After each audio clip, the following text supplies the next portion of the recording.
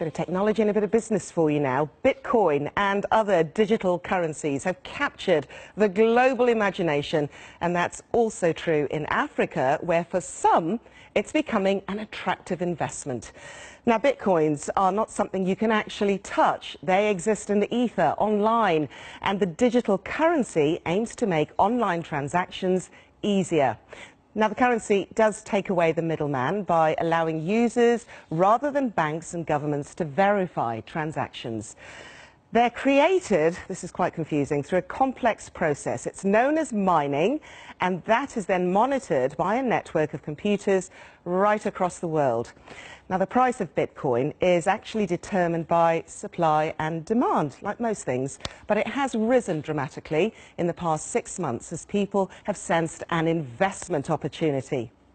Well, in Uganda, for example, some see the fast-growing value of digital currencies as a way to get rich quick.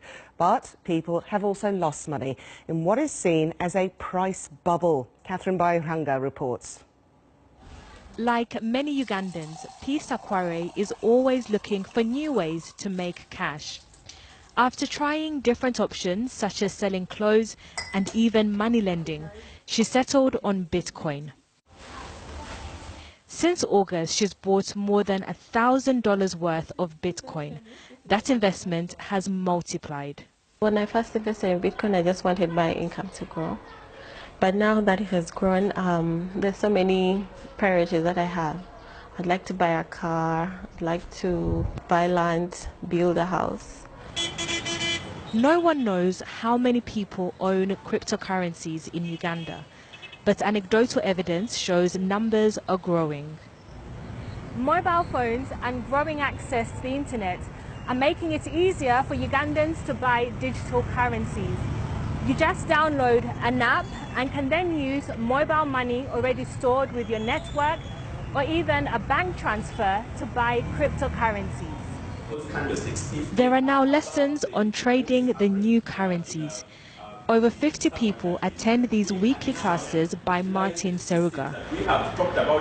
He says high youth unemployment is attracting individuals to digital currencies. If you don't have factory jobs and you don't have corporate jobs to serve the thousands of young people coming out of the universities, this is an alternative.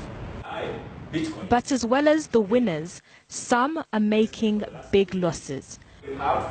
Joachim Ndokero has just finished university and is looking for his first job.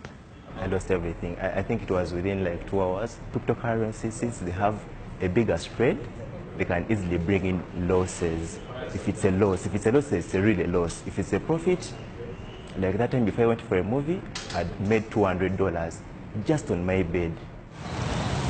While some Ugandans see this new industry as the future, regulators here warn that it's risky and only for those who can handle the losses when they happen. Catherine Bayuhanga, BBC News, Kampala.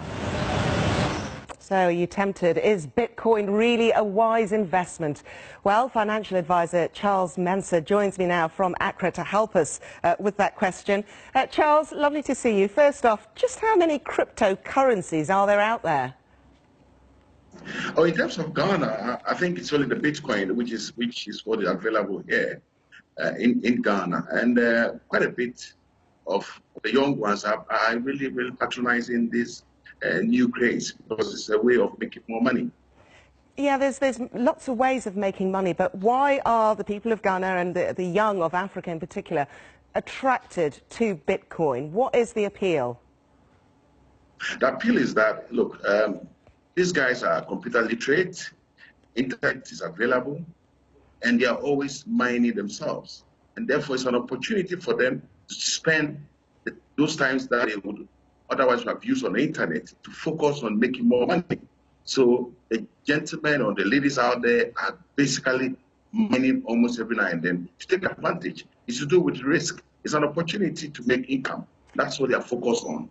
But Charles, there must be an element of trust there. I mean, how does it work? As long as there's no control, because what it is that in a Bitcoin environment, there isn't too much control, but at least you can see growth in the price of almost every now and then. So as long as there's no control, people would like to participate. And nobody wants to miss out in this particular opportunity because it is money to be made. However, it is a bit risky, but it goes with high risk, high returns.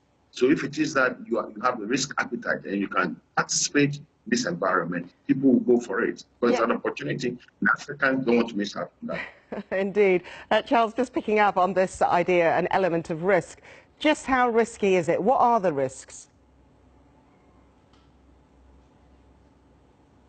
Risk here is that because there are no regulatory, if there's any problem with it, which regulator are you going to report to?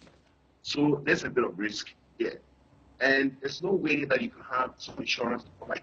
You know, when you're playing the stock market, you have downside risk. Okay. Unfortunately, it looks like we haven't got the best connection there to end our chat with Charles Mensah, but hopefully you got the idea there. Be careful with your money is the message.